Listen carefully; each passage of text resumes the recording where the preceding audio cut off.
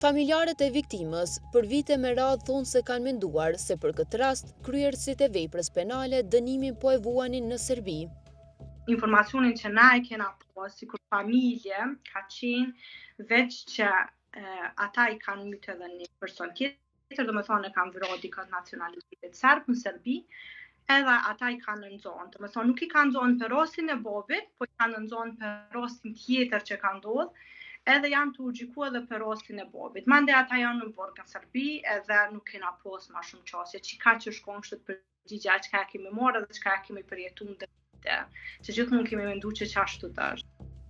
Vajza e të ndjerit thosë se përgjatë këtyre viteve nuk kanë pasur informacione se kush po e trajtonte këtë rast. Po tregoj që na, si kur familje, si kur fëmijët tina, nuk kemi pas asnjëherë, as edhe një dokument, as edhe një letër, as edhe një kontakt me prokurorin për rastin, as edhe një herë. Do me thonë, ata na kanë pas bërë që ndër vite të pakten viç me ditë çka ka ndodhur. Ajo shton se ngushëllimin e kishte gjetur duke menduar se në një vend dikush po vuante dënimin. Unë ndër vite të pakten që ky sen që kam ka ngushëllu mu si fëmijë tina, u konë që kum ditë që janë të e vujt dikon dënimin për ato që e kam bërë prindit tam. Po tash që po kuptoj që nuk të ka kun hiç ashtu që shko menu, besoj që sot e kum pas një ndër ditët më të këqija të jetës tam. Nuk e kam një fjalë për me thonë, nuk po muna me gjetë një fjalë me përshkru dhimbjen, se çu tregova atë më herët të paktën jemi ngushëlluar aq sa kemi menduar që ata janë të vujt dikon për babin tam, jo për një person tjetër, po për babin tam. Familjarët thonë se sistemi i drejtësisë dështoi të mbrojë jetën e familjarit të tyre.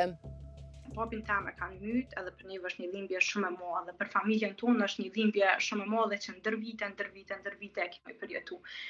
Meron bëhet është kur e shohim që prokuroria është vunu me rastin, ka kalu kohë edhe prap nuk ka drejtësi. Me u hedh rasti dhe mos më u dënu askush për vrasjen e babit tam, për neve është e barabartë sikur më na vra edhe një herë. Kjo tregon që sistemi i drejtësisë ka dështu për me mbrojt jetën e babit tam edhe me ndërtu dhimbjen tonë.